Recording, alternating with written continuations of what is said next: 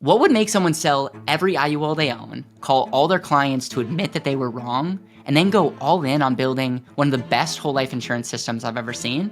In this episode, I sit down with Kyle Fuller, an incredible educator, entrepreneur, and the owner of Factum Financial, to unpack how he went from selling IULs to becoming a fierce advocate for properly structured whole life insurance. We dive into the biggest misconceptions about policy loans, the 4 stages of using life insurance, and how he's using it to run a private family banking system that's reshaping his family's financial legacy. We have a 30% reserve ratio. That's my liquidity reserve rule for my family. Let's dive in.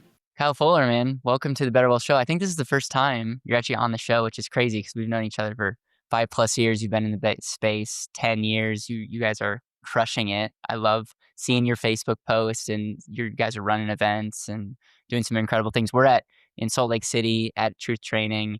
Todd Langford is no stranger to this show, and you made some comments and just like throughout the day that I was just like, man, like I got to get Kyle on. Like I would love to talk about, even we were talking about the funding calculator, which I'll say was my favorite calculator that just helps you understand that life insurance. You start comparing it and you start bringing in other factors, and it's an amazing asset. And it, for me, like really colored in wow, this is incredible. And I know that you have some perspectives. You also have an amazing way to teach. And so we're going to take some time hear how you articulate it, because one of the reasons I do this show is way that I talk might resonate with some people, but if I can bring on other people, like people resonate, they'll also pick us apart in YouTube comments. So buckle up. Before we jump in, I would love to get like how you got into the space. I heard rumors that you were like into IUL, and then now you don't sell IUL. So I think that would also be interesting on your path. And then we can kind of jam on all kinds of nerdy things when it comes to life insurance. Let's do it. So yeah, my journey started at 16. Read Rich Dad Poor Dad, Yep. Richest Man in Babylon, Yep. The Total Money Makeover. All those were early books. And I had a Roth IRA when I was 16. So I've had it 19 years now. Wow. And, my grandfather set it up and said, if you fund this, there's tax-free advantages. You can retire early, which sounds good if you don't like going to school and you haven't found your passion for work in life. Yep. And so I was busy during high school, but I'd work on the weekends, save like 50% of my income, and I put it into that Roth IRA. And then 2008 rolled around. So I graduated in 2007, high school. And I watched about 40% of that Roth IRA just disappear. And the advice that was given to me is, don't worry, you're young. It'll come back. And it was like, well, that's not really a strategy. Yeah, right. Because what are you going to tell me when I'm 58? There's no time, And so I kind of had to put everything on pause, and I just started looking. Like there's got to be something else out there. And I ended up meeting this guy who was talking about the benefits of permanent life insurance, specifically in IULs. Mm-hmm. And I had no idea the difference between term, whole life, IUL, like very uneducated. And I was like, man, that sounds a little bit too good to be true. Yeah. So I went home and did my research, and I'm like, that's exactly how it works. Like, this is really neat. So I ended up buying 2 IULs, one on me, one on my wife. And I'm curious, what were some of the talking points here? Like, that's incredible. Like, was it? They can't lose money, which was attractive to me because I just lost a bunch of money 40%, like 5 years ago, right? It's got good upside potential. And if you just don't lose, and so that was really the extent of what I knew about IULs. Yep. And I mean, I think there's a place for them, right? But I came from it with no education. So then I meet this orthodontist in Chandler, Arizona, who had owned Whole Life for a long time, was teaching other millionaire dentists, orthodontic, doctors at his office after hours. And my wife worked for him. So he knew I had my life insurance license. So he basically said to my wife, Diane, if Kyle's in the life insurance world, have him come talk to me. I'll set him straight. Wow. So at 24, 25, I already thought I knew everything. Yeah, because I'd found IULs, right? Like, this is it. And so my ego for like 3 months didn't let me go down there. And then I went down one day and I was like, this guy is a pro at insurance. Wow. Privately financing his practice. Yeah. These were all the things I was looking to find. And I'm like, how did you learn how to do this? So he gave me the book, Becoming Your Own Banker. Yeah. And I said, what kind of policies are you guys doing? Yeah. And he said, you're not going to like it, but it's whole life insurance. And I'm like, yeah, don't you know it's the worst one? You're like, what are you doing? You're stuck in the old age. Let me show you a new product. Yeah. I'm like, dude. So he gave me some books to read, The Pirates of Manhattan, Barry Dyke. Yep. I went home and read it, went back to the guys I was working with, and I'm like, hey, what do you guys really know about whole life? And the answer was, well, those are black and white TVs compared to the color TVs we have now. And that was really the extent. And so Yeah. I was like, I don't think these guys know what they thought they knew. Yeah. Anyways, I started working with that orthodontist and his mentor, which was Ray Poteet. And I spent 4 years mentoring with Ray, learned a lot of good things. Hmm. Awesome. Got into the banking world. And that was my journey into whole life. So I had those IULs for 10 months. Hmm. And I sold a decent amount of them. Hmm. And I had to have some uncomfortable conversations with some clients like, hey, we might have not got the right plan for Yeah. you. I was under some impressions that they would do this and didn't understand all the mechanics. I'm not a pro in the IUL space Yeah. at all. Yeah. And so now we have a significant amount of whole life, had them for 10 years, Yeah. still buying them today, expanding the system. And here we are. Were any of the clients upset at you, or did they appreciate that you were? It was very uncomfortable. And most of them were very appreciative, Yeah. like appreciate it now versus 10, Yeah. 15 years into it. And so, yeah, very embarrassing, hard lesson to learn, but it was the right decision. Yeah, and we have advisors watching this and we have consumers watching this. What I find is if you are always honest and you go and you have the right intention and you just share with like that most people would rather have that than you doubling down or Mhm. trying to justify something. And so yeah, it's almost impossible if you're going to continue to grow as a human to not say I was wrong or I wish I would have known this better. And what you'll find is you'll have more loyal people that trust you because they know that your integrity means something. Right. And, it's nothing against the IUL space, but the way I look at it now is if you want an investment grade vehicle, IUL is probably an option for you. Yeah. But compare it to investment grade Yeah. vehicles. When you want an asset that has guarantees, Yeah. liquidity, call it a foundational or security asset, Yeah. whole life is where I'm going. And so we really got to separate those conversations, and they have a lot of similar characteristics, Yeah. but they perform very different roles in the money game. Yeah. Security asset, acceleration asset, and that's just where my mindset is on Yeah. it. Keep So those separate. So I know you have a background in infinite banking, but you also in your teaching and how you market and talk, you don't necessarily use that language. So I would love to hear from you, like if we were, I know we have a whiteboard here, but if you were to like give a framework or like how do you think about money? Rich Dad Poor Dad was one of the first, the reason that was an amazing book is it just makes it super simple. You're Mhm. financially free when you have enough income, passive income coming in to be able to cover your expenses. What is your framework of how you see money? And then what I wanna do is I wanna double tap life insurance and go down that, but I'm guessing that life insurance is a piece of the framework, but not end all be all for you. Yeah. So, we're a firm believer in cash flow and income. Like, if the whole idea of retirement, which is what I was sold on early, sounded great Yeah. because I didn't like going to high school. Yeah. And, specifically just I didn't like the learning curriculum. Yeah. And when I read Rich Dad Poor Dad, I was like, why are we never taught about money? We're never taught about stuff that we need to be learning every single day of our lives after we graduate. Yeah. And so it set me off on a different path. And so, the idea of retirement sounds compelling if you're in a position where you don't love what you're doing. And so what is your option? Well, your only option to be excited in life is to have some expiration date on your current job or circumstances. So that's what you fight for. And so our conversation is built around creating freedom and abundance in your spiritual life, your personal life, with your family, and your occupation. But the number that unlocks that lifestyle is an income equation in the financial realm. It's not an accumulation number. Yeah.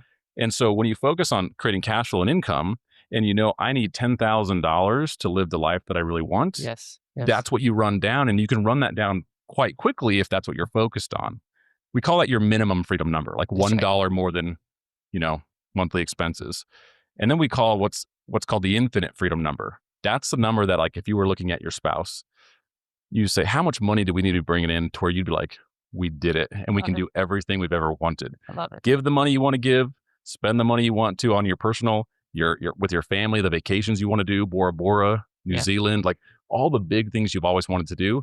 That's what we call your infinite freedom number. And Yeah. that's usually something you're running down indefinitely. Yeah. It almost doesn't stop. It'll like move. Wow. And Yes. so, Love that, by the way. yeah, that's our overall framework on we don't teach retirement. We teach how to live Yeah. intentionally and abundantly. And whole life plays a very important role in that. I love that. So what I love about that is it's like let's be realistic. And even for me, like that number would probably be pretty small on like what I would need to make Yeah. just to keep everything going. And that would be like an emergency case scenario. But then you can dream And like, it's amazing if you don't have a target in mind, you're never going to hit it because there's no intention behind that. And Yeah. so love that you do that. After you get that number, what is the next step? Most people have no idea where to start or how to really evaluate whole life insurance. That's why we've built the Vault. It's all of our best life insurance resources and educational tools all in one place, all for free. We have calculators, handbooks, crash course, deep dive videos on numbers. If you want to learn more, click the link in the description or tag comment below to unlock the Vault. All right, back to the video. It's just it becomes a constant game of evolving that life. Yeah. And so first you have to design that. You have to know the number that Yeah. if when you hit it, it's time. But what's fun about that game is you start living better during it. Yeah, I love that. 30 years to accumulate to retire, you give up the best, possibly best years of your life. Yeah. And if you look at it on the other side of the equation, everything we do from an accumulation standpoint, if we don't have access to the dollars, is a cash flow conversation for someone else receiving it. Yeah. That's Wall Street's game, right? I'm putting money into my 401k every month. That's negative cash flow for me. Mm-hmm. It's positive cash flow for someone else. Yeah. And why were we not taught to, think the same way? And so we're big on just you should be the driver of your finances. Yeah. And so, yeah, it's a conversation that's fueled our community. All of our conversations are centered around that. Love it. What you probably want, what most people probably want is abundance in all Yeah. areas of life. Yes. It's not a retirement thing. It is, you want to give, you want to live, you want to experience with your family. And that's an income conversation. Love that. Okay, let's talk about life insurance because life insurance is not an end all be all. We have some friends probably in the industry that the way that they talk about it is like, man, if I just buy life insurance, my life is set. Yeah. And so how do you talk about life insurance? It's obviously a big part of your practice, our practice. What's your framework of how you talk and utilize life insurance in your life? Yeah, I think whole life is like the toughest asset you're ever going to own. Yeah. It's got benefits built into it that you will not find in any other asset. Yeah. So if you position that asset in the security portion of your wealth framework, so it's not an investment. I think it's the biggest misconception. Yep. If people can get away from thinking it's an investment, they'll start to see it for what it is. The economic benefits it provides, the guarantees, the liquidity, the privacy, the constant compounding nature, the death benefit or legacy. And when you know how to calculate the actual yield on policies, which is why you got to come to something like Truth Concepts, that's when you go, oh my gosh, this asset's almost unbeatable. Yeah. It's not the end all be all, but when you're comparing it now to other liquid safe accounts, checking accounts, CDs, savings accounts, that's when you go, I'm not maximizing the benefits that I deserve in the security portion of my wealth. Yeah. But we get so caught up in investing. Yeah. And so if you position whole life at the foundation, and like I'm big on the infinite banking concept, like I do infinite banking. Yeah. And the way we teach this is it's not for everyone. Yeah. And most people have no idea what it is. And so people have reduced, I think, infinite banking down to I bought whole life and I'm using the loan provision. I'm doing IBC. Yeah. Or I have an IBC policy. And I think it comes down to like 4 stages. People buy whole life in 4 stages. As a saver, they just want a more efficient place to store their wealth. They need life insurance protection. So you and I solve that problem. Yeah. And then once they get educated on it, they're like, you know what? I could use this. Yeah. And they start using the policy to build wealth. Yeah. Maybe it's part of their debt strategy. And then you're going to see people incorporate like a system of policies and kind of run their whole life policies like a business. Yeah. And we call that the business banker. That's stage 3. And then stage 4 is what I call infinite banking. And there's a strong philosophical belief there.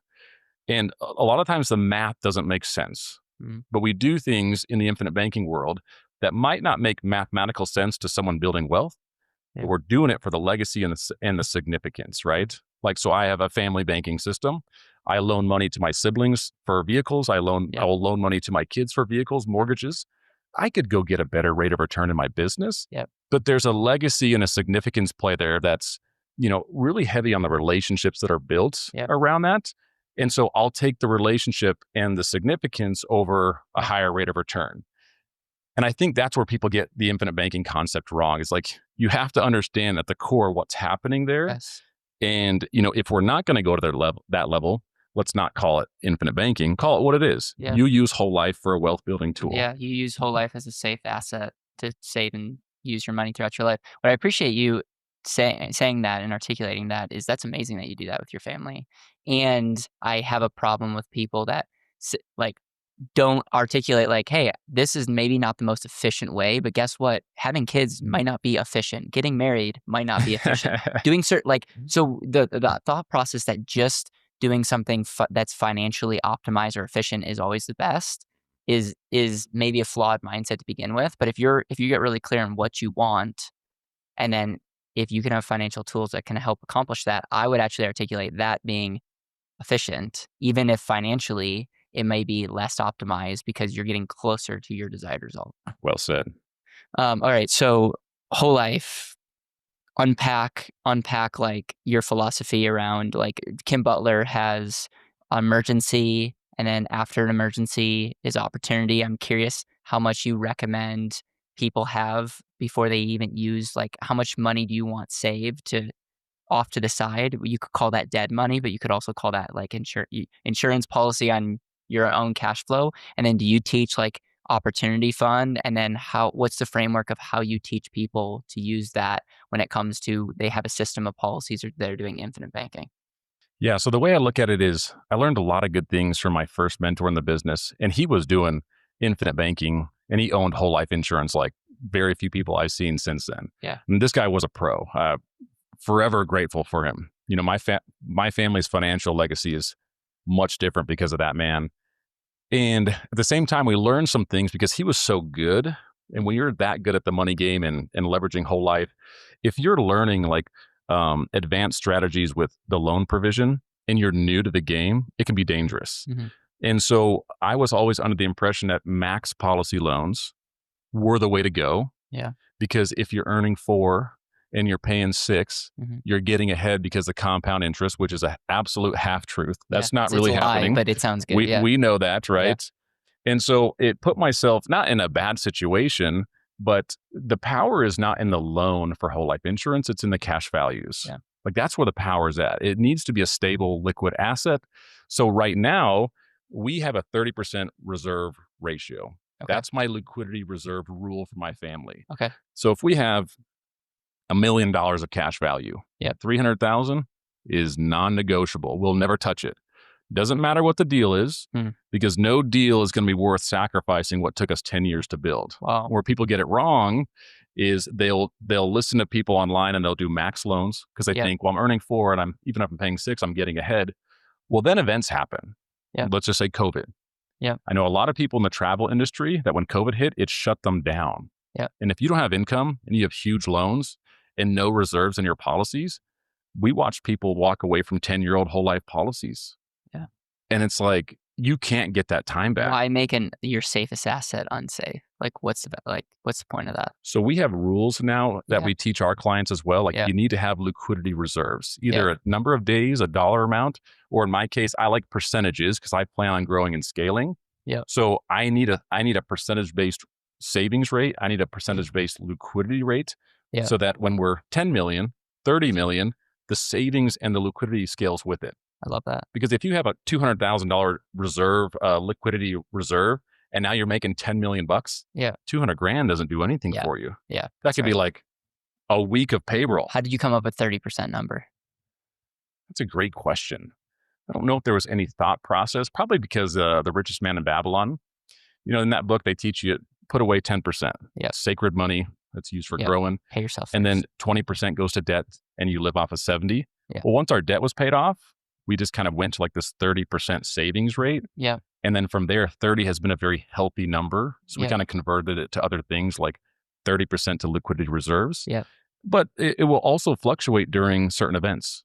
Mm-hmm. Like Buffett's doing some things with his cash right now where he's sitting on like a 30% cash reserves. Yeah. 70% of his wealth is in assets accelerating. Yeah. Because he thinks something's happening, right? It's forcing him to move. But like right now, we're trying to increase our liquidity reserves. Yeah. We're not staying at 30. I'm trying to get to 50 to 60 and just stay liquid. Yeah. And just be clear, this is not investment advice or insurance advice, but I am actually the same way. Yeah, I have over 60+% personally right now. We have businesses though. So it's like also, I don't know about you, but I can operate as a better business owner and a visionary if I'm not worried about next week's payroll Yeah. kind of deal. So there's an aspect of that, but that's a really, really interesting insight. You mentioned about being debt free. What is your thoughts on, like, you don't have a mortgage? Is your family banking system replace your mortgage? Yeah, right now we rent.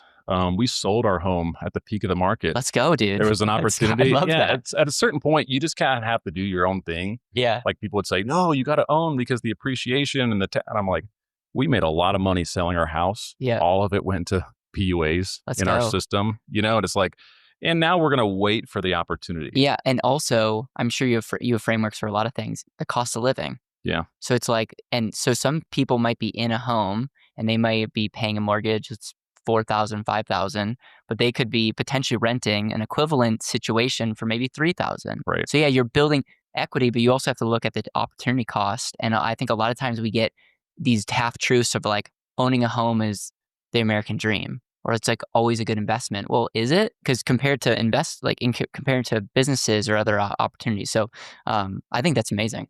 Yeah, you got to carve your own path. That's why you got to get Yeah. educated and just make decisions for you.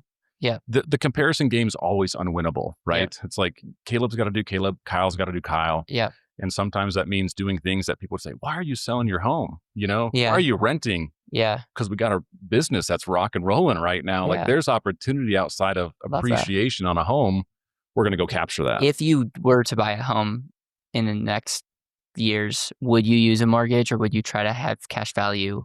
Yeah, that's another good one. So if it doesn't go past that liquidity ratio, maybe we'd finance it all with policies. But I'm also not opposed to using banks. Okay. Like there's a time and a place, right? So like I love infinite banking. We'll use our policies for a lot of things. Yeah. But I'm also a firm believer that you don't use policy loans for everything. Yeah. One thing I've learned from Todd at Truth Concepts is, if you can prove that you can borrow money from a bank, that's the best time to go work with them, right? Yeah. But if I get in a pinch financially and the Yeah. banks aren't going to lend me, I can always go to my Always. cash values. Always. Always. Yeah. But if I only use my policies for cash values and the policy loans borrow against it, Yep. and now I put myself in a pinch and my I know. policies are max leveraged, there is no other option. Yes, I know. And so there's a game there that you want to be careful, and that's why I don't recommend using policy loans for everything. So Yeah. we'll probably use a conventional bank. Yeah. We probably wouldn't finance our own mortgage, not right now. Yeah. Maybe And in the next 10 years. I'm totally with you. I think there gets to a point where it's like if you get to a point where it's just an annoyance, you may be in a different Right. league. So, but if you're someone that still wants to be like efficient with all your resources and all, there gets to a point where it's like, okay, risk management. Let's not even look at finances. Let's say the mortgage is a higher interest rate. Mhm. Higher interest rate, let's say 2% higher.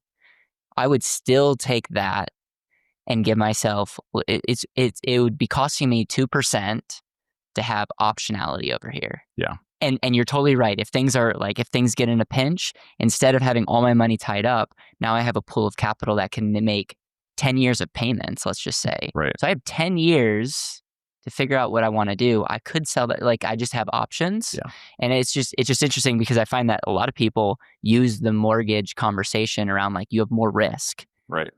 But I also understand, whereas like if you don't have that discipline, and a 15-year mortgage could be the right thing because it's just making you pay off your home, and what you would have done is just buy liabilities. Mhm. So it's like I'm empathetic to the conversation. Yeah, and that's why you have to ask people good questions. Yeah. Because we don't make every financial decision based off That's just right. finances. That's There's right. a lot of emotional things that we do. Like why would we live in one home versus another or drive one car versus another? Like I did the whole Dave Ramsey plan and, eat beans and rice, which I love Mexican food, right? Yes. So I could do Dave's diet plan. Arizona's not a bad place to do Right, it. beans and rice every day, man. But like the rest of it, it's kind of a miserable way to live. Yeah.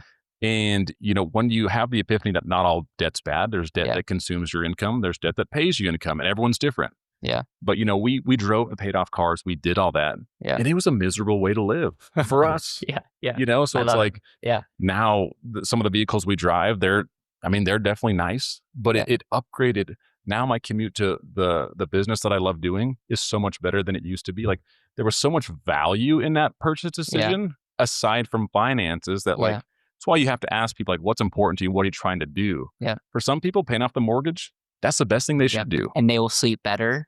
And that's it. What is the ROI in sleeping better? It's hard to put a dollar amount on that. Yeah. What's the biggest mistake that you've seen someone make in the life insurance space or just in your practice or even not connected to you when it comes to life insurance? I think the biggest danger is just the assumption that these policy loans are like magical. Yeah. Like there's no magic, there's Yeah. just magicians out there. Yeah.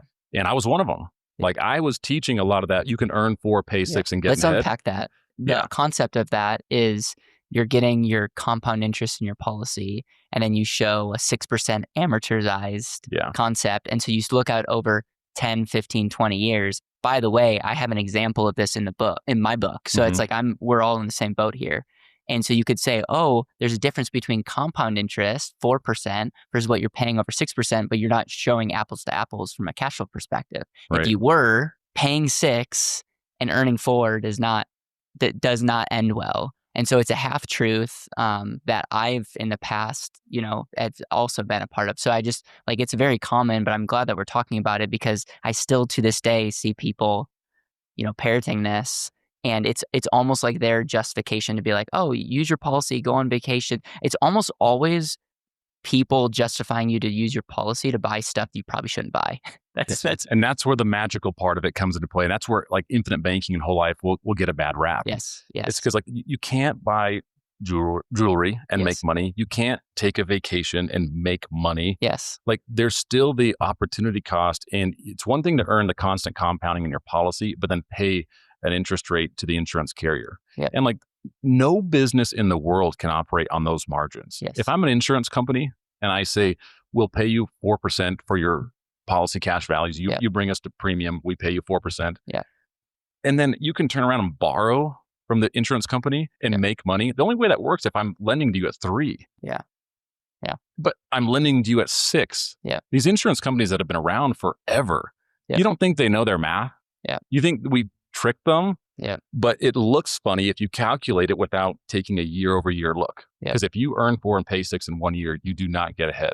Yeah. Where it gets interesting is where you say, well, let's look at it over 5 years. And it kind of feels like, and it kind of looks like you're making money on that vehicle over 5 years.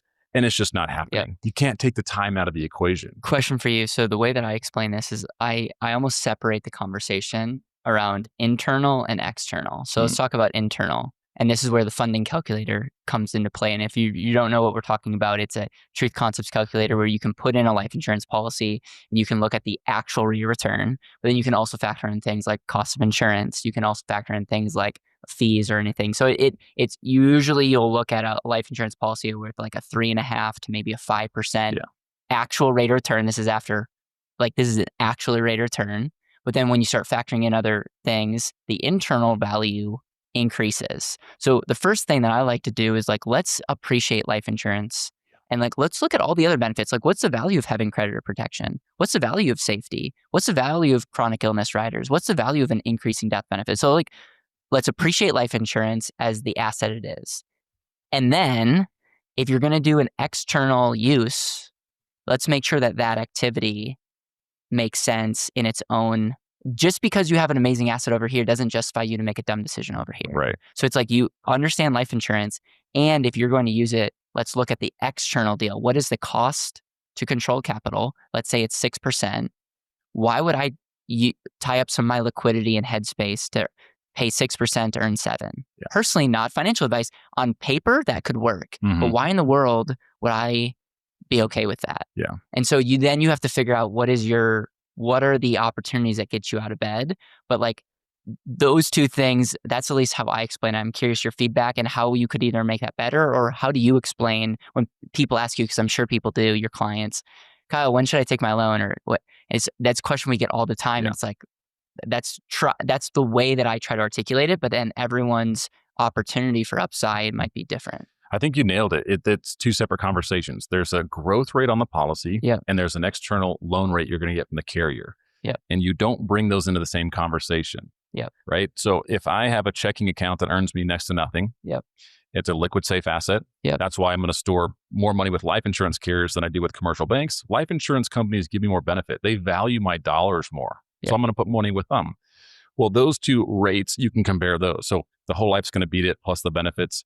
Now, when you go to loans, that's an external conversation. If the carriers give me a loan at 6, the conversation is not what is my policy earning, it's what am I doing with the 6. I think you're exactly right. Yeah. You might go do a hard money loan at 12%.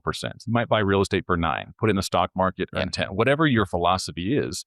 But that's a principle of banking. Yeah. Banks would never loan money out unless it was coming back with additional money. That's right. That's how they stay in business. That's right. That's a good point. And so we can't do you can't bring those conversations together. And it's probably the biggest misconception that's out there, aside from whole life's an investment. Yeah.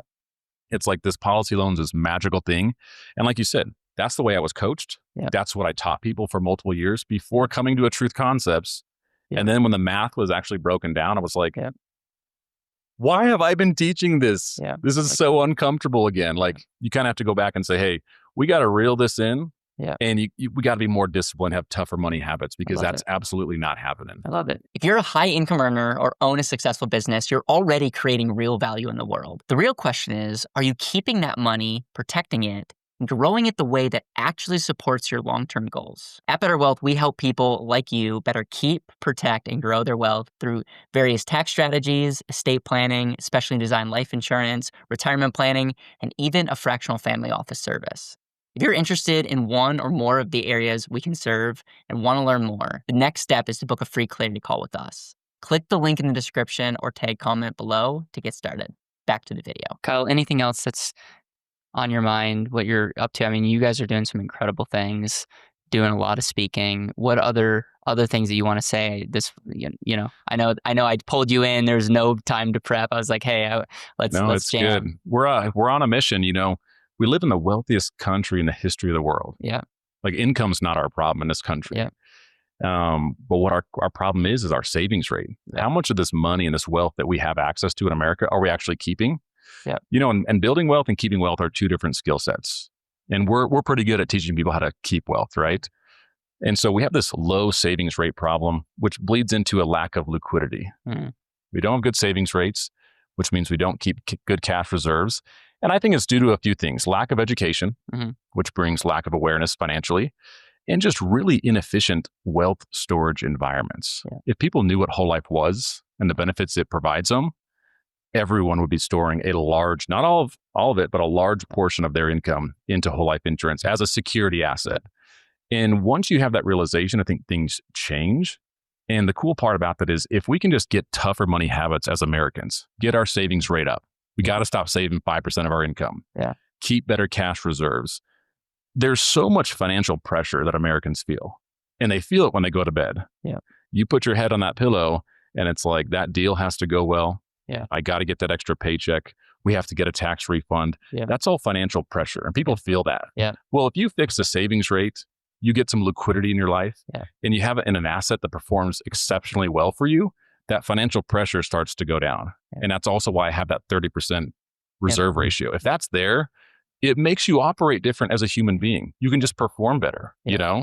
Well, and if we're in a pretty massive building and we don't see the foundation, but I'm sure it's deep. Oh, yeah. And I'm sure it's solid, because you can't build a big building on a small foundation. I feel like in a world, everyone's celebrating the quick wins and the foundation's not sexy, but you show me someone who's actually had real success and wealth over time, they have a foundation. Absolutely. Anything else? That's it. Thanks for having me, man. This has been a blast. Kyle, thank you. I appreciate you.